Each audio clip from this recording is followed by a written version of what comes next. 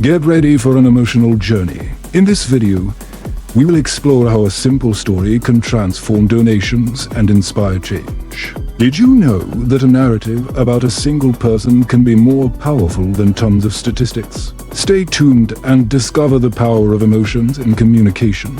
The unexpectedly. I read an amazing book on how to communicate better called Made to Stick. This book is a real help to organize your ideas and convey messages so clearly that the other person will really understand what you mean. And not only that, but it will also help you convince the person to do what you expect of them because your communication will be super persuasive. The book presents 6 principles, and in this video, I will summarize 5 that I found most useful.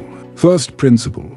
The unexpected first point for good communication is to capture the person's attention. The second is to keep it. To grab attention, you need to start your message in a surprising way.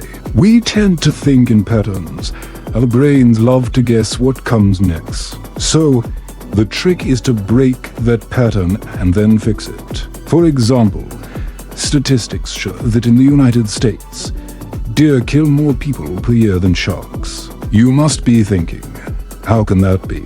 A peaceful animal can be more deadly than sharks. This information is unexpected as it goes against our preconceived notions, and you will probably want to know more about it. The explanation is that deer cause many traffic accidents. So, to apply this in your message, you need 2 things. First, identify the central idea of your message. Second, find out what is surprising about it and communicate it in a way that grabs your audience's attention. The hardest part is defining the core of your message. In the next lesson, I will explain how to do that. Simplicity's second principle is simplicity.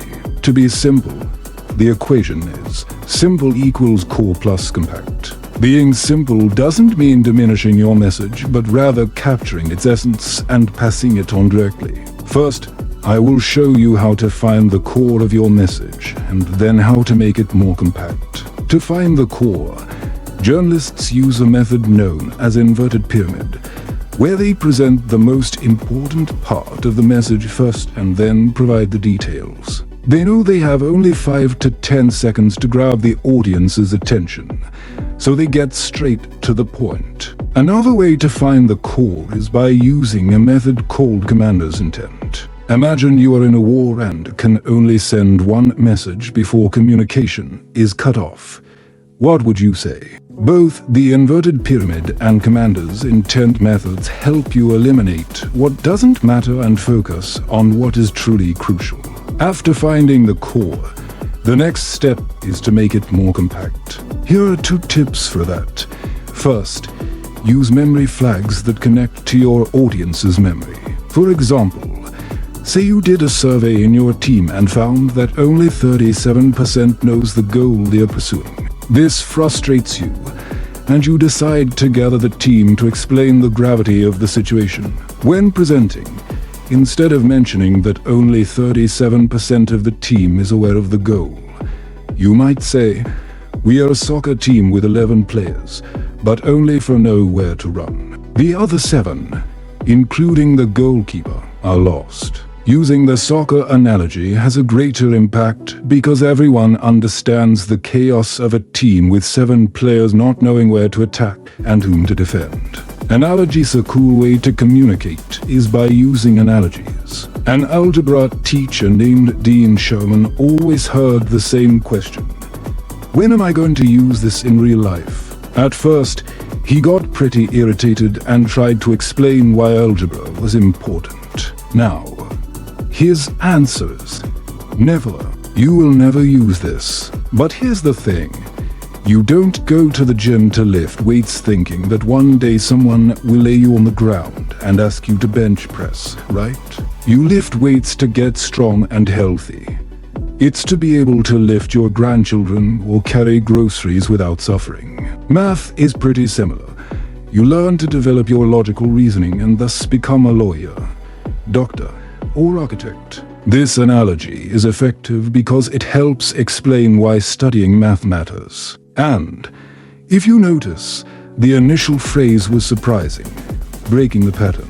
So to summarize, simplicity equals core plus compact. Use the inverted pyramid or commander's intent to find the core and make the message compact with analogies or memory flags. Third principle, the concrete third principle is concrete. The more people can feel, see, smell, or hear something, the more real it feels. Experts tend to use very abstract terms because they have a lot of knowledge. Abstract ideas are complicated to understand and remember, leaving room for different interpretations. What do you think is easier to remember, bicycle or injustice? If I tell you that movie popcorn has 20 grams of fat, that doesn't say much. But if I mention that it has more fat than bacon, eggs at breakfast, a Big Mac with fries at lunch, and a steak for a dinner, you will probably think twice before eating that popcorn. The goal of effective communication is to make people act. You don't want them just to understand your message, but to take action. If you work in an office, you've probably heard words like mission, vision, and strategic initiatives. Often, experts use this kind of complicated language in their presentations, and the audience ends up tuning out. This happens because of the curse of knowledge. Once we know something, we forget how hard it was not to know.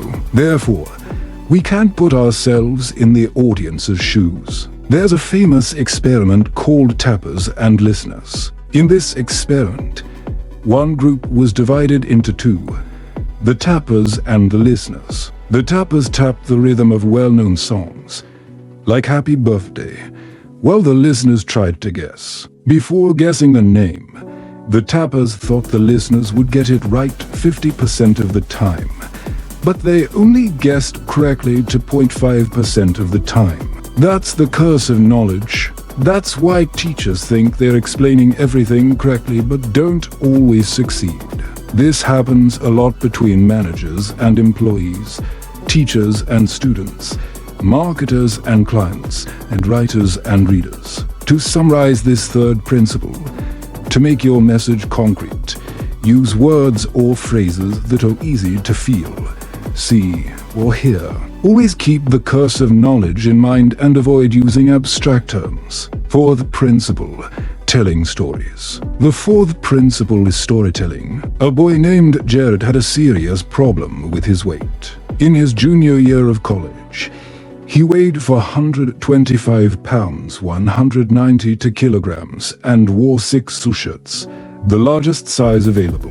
His life choices were affected by his weight. When signing up for classes, rather than choosing based on the professor or schedule, he looked to see if he could fit in the seats. While most thought about where to park, Jared worried about finding a place he could open the door. His father, who was a doctor, told him he might not live to see 35 if he didn't change. So during spring break, Jared decided to change everything and created a diet for himself. He ate a Subway sandwich, liked it, and decided that his diet would be solely based on that. With this diet, he lost nearly 100 pounds, 45 kilograms in 3 months and continued to lose weight. After losing a lot of weight, he started exercising, walking as much as he could, and avoiding public transport and escalators. When an article was published about him,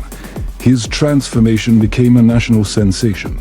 The article told how his overweight had affected his life and how Subway played a significant role in his change. At the end of the article, Jared said, "Subway helped save my life and restart. I don't know how to repay it." This was unprecedented for a fast food chain. Jared's story blew up so much that everyone wanted to comment. In 1999, Subway's sales were stagnant. In 2000, they grew 18% and another 16% in 2001. To put it into perspective, other small fast food chains were growing only 7% a year. His story inspired many who struggle with weight, showcasing perseverance and determination. If you don't believe that storytelling helps convey your message, Here are 4 reasons that might change your mind. 1. Jared's success story is a reminder that people tend to be much more interested in real and inspiring stories than in numbers or marketing campaigns. A good story can create a personal connection, making it far more impactful. 2. When we hear a story, we are not just listening, we are living it. The story not only conveys information, but also emotionally engages us, making us feel the emotions of the main character, such as fear, insecurity, and courage. It's almost as if what happens to him is happening to us too. 3. The message you convey through a story stays in memory for much longer. People remember stories even years later. For example, after this video ends, you might forget many things you heard, but Jared's story will likely remain in your head. 4. You don't need to have your own stories or invent them. You just need to know how to identify good stories that are already around you. For instance, Jared's story was discovered by one of the managers. 5th principle. The emotional 5th principle is emotional. Mother Teresa once said, "If I look at the mass, I will never act. If I look at one, I will act." Researchers decided to test this idea to see how people would react to charitable donations for an abstract cause compared to a narrative about a specific individual. They offered participants $5 to complete a survey, then received an envelope with a letter requesting donations to Save the Children, an organization focused on child welfare worldwide. The researchers prepared 2 versions of the letter. The first presented statistics about the problems faced by children in Africa, like the food scarcity in Malawi affecting more than 3 million children.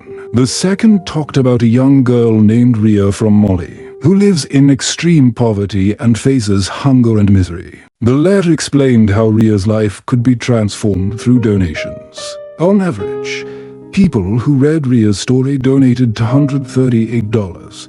More than double what those who read the statistics donated, which averaged $114. This result shows that many people connect with Mother Teresa's idea. An individual tale results in more impact than the masses. But the study didn't stop there. The researchers then presented Ria's story to both groups again, but asked one of them to perform some calculations beforehand, and the other group to describe feelings, such as what they felt when hearing the word baby. The people who were prepared to feel before reading the story donated an average of $2.34, which equaled the previous donation. In contrast, the group that was asked to do calculations donated only $1.26. These results are startling. The simple act of performing random calculations reduced donations in that even after reading the same emotional story, we put on the analytical hat and reacted differently. Therefore, the conclusions you should draw are: 1. When communicating your message, aim to build empathy for specific individuals, not for the masses. 2.